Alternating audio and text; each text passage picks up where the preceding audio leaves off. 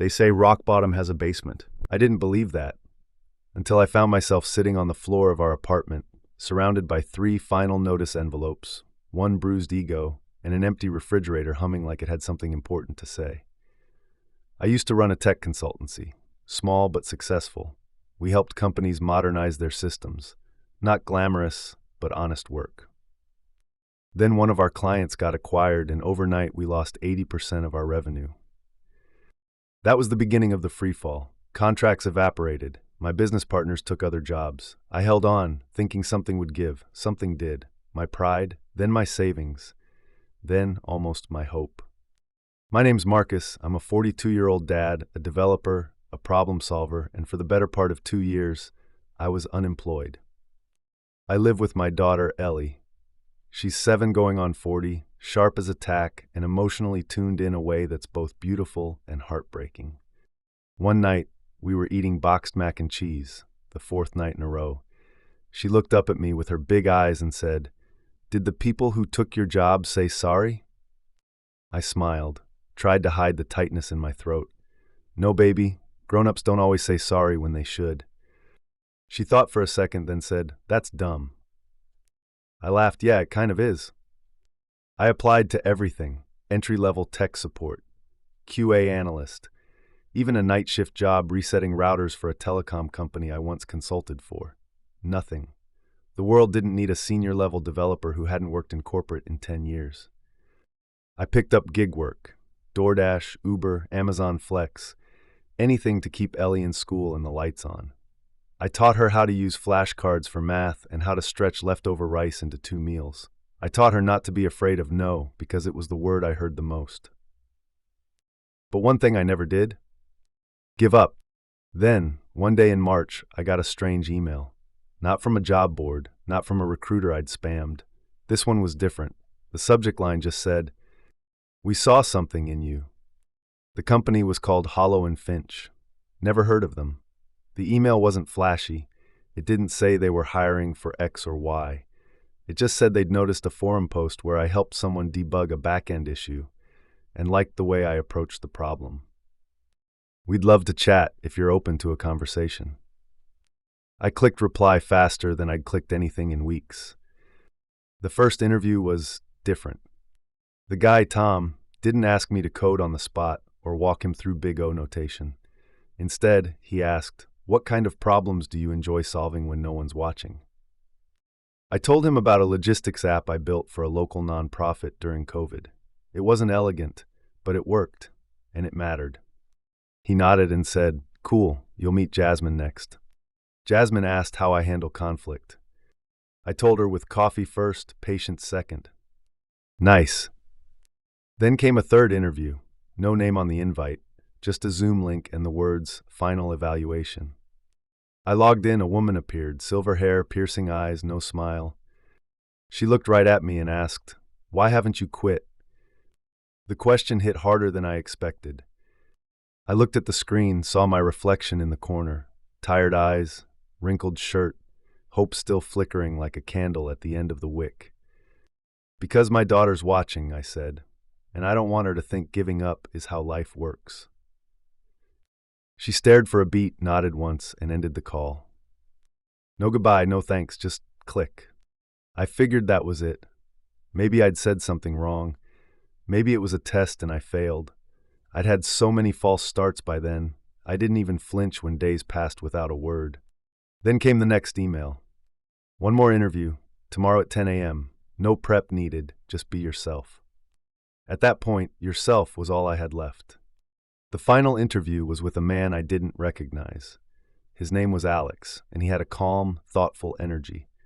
We didn't talk much about code. Instead, he asked questions like, "What does a win look like to you? And when was the last time you felt proud of yourself?" We talked for 45 minutes. At the end, he said, "We'll be in touch." And for once, they actually were. 3 days later, I got the offer. I stared at the email so long I thought my screen might burn it in. They weren't just offering a job, they were offering a role, leading a small team, helping design internal tooling, and mentoring junior devs. The salary wasn't the highest I'd ever had. but it felt like winning the lottery. I cried, not ashamed to admit it. I showed Ellie. She didn't really understand the job title, but she saw my face. She threw her arms around me and whispered, "Told you they'd say yes." The first day at Hollow and Finch felt like stepping into a parallel world. The office was quiet, warm, human. Desks had mismatched chairs, whiteboards were filled with sketches and jokes. No one wore suits. People smiled when they passed each other. Each workstation had a corkboard above it, covered in photos, handwritten quotes, even old rejection emails. I saw one that read, "Unfortunately, we are pursuing candidates with a more traditional background." That same person was now leading a product team. I felt like I'd stumbled into a rehab center for dreams. I started working closely with a few developers. Carlos, who used to work night shifts at a hospital before self-teaching Python.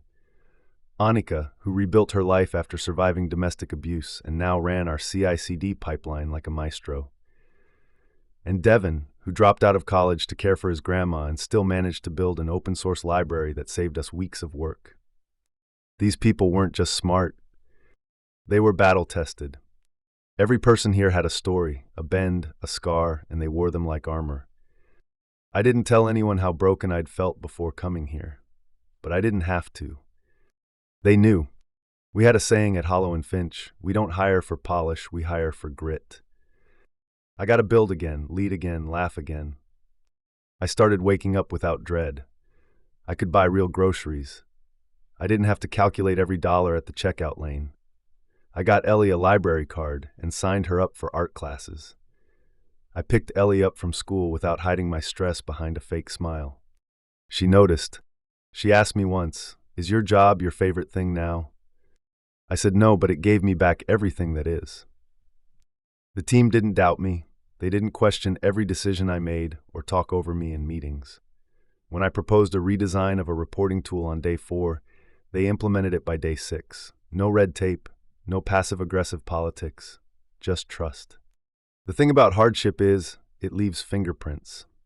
You don't come out the same, but maybe, just maybe, the cracks are where the light gets in. About 3 months in, I started leading a small team of engineers. One day, HR pinged me. "We've got a candidate we're on the fence about. Would love your take." The guy's resume was a mess, gaps everywhere, random jobs, nothing flashy, but something in his cover letter stood out. "I've made mistakes. I've also made apps that help people.